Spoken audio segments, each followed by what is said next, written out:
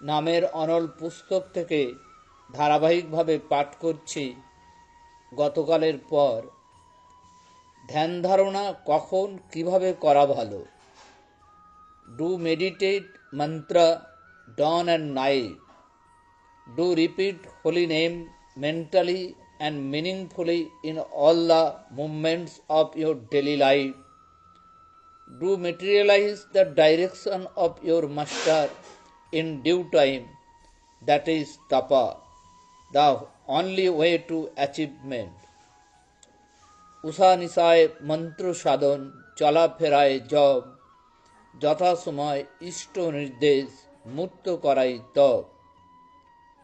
প্রশ্ন: নাম ধ্যানের সময় চঞ্চল মনের পেছনে যদি ছুটতে হয় তাহলে চঞ্চলতা বেড়েই যাবে, মন আর স্থির হবে না। উত্তর: